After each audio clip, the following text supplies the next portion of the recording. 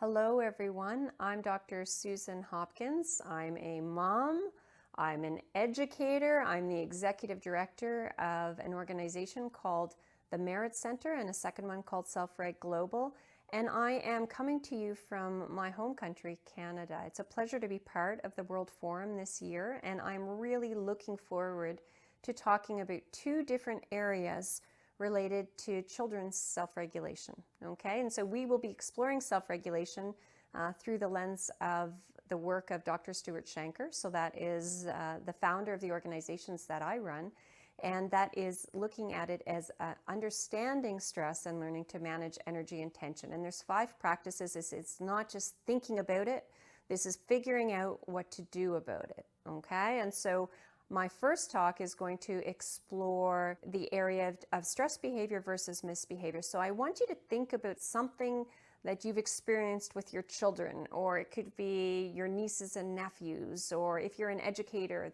the students in your school.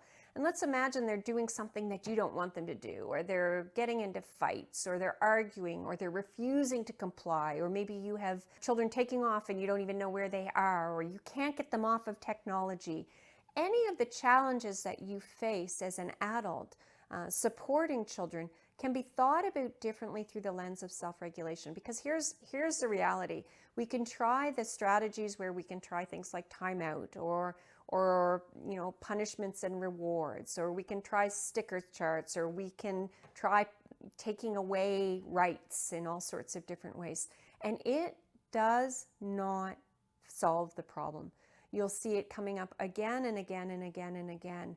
And so what do we do? What do we do? And this is where self-reg can come in, because we're going to begin by, first of all, understanding a little bit of the science, understanding what's really going on when children are misbehaving, what's really going on, how we can look beneath the surface and think about what's going on in their brains and bodies, and use our understandings to reframe the behavior, to recognize and reduce stress. And so we're not talking about bubble wrapping. This is not about taking away children's independence. If anything, it's about more independence.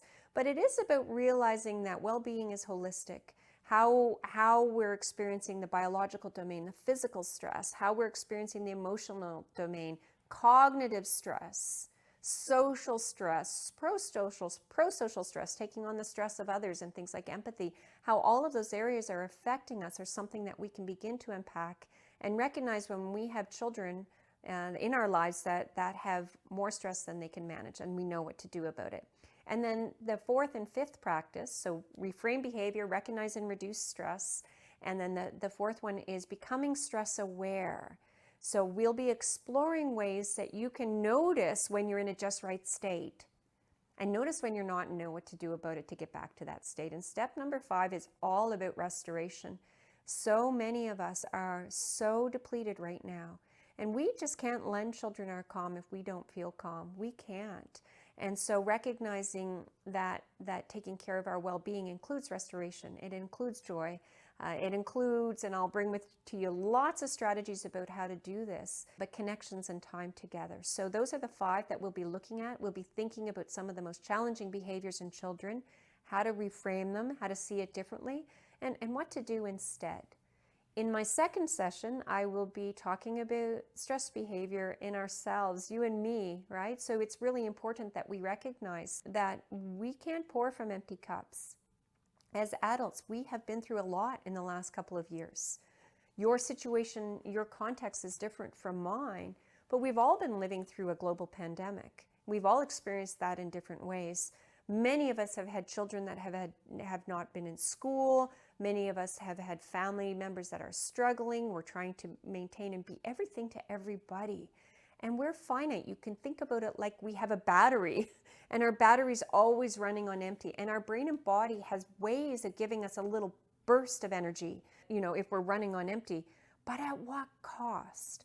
And so we're going to begin to really think about how we can put our well-being first, why that's not selfish, okay? And I was a single mom for a lot of years, so I recognize that it's not as easy as when you say, put yourself forward, but what are the little ways that we can prioritize taking care of our own well-being, and what are some of the most important things, the things that can make the biggest difference, so that we can be there for our children in turn. So I look forward to being part of this wonderful conference, to learning from the others that are presenting, to learning and listening from all of you, and connecting with you next fall. Take care.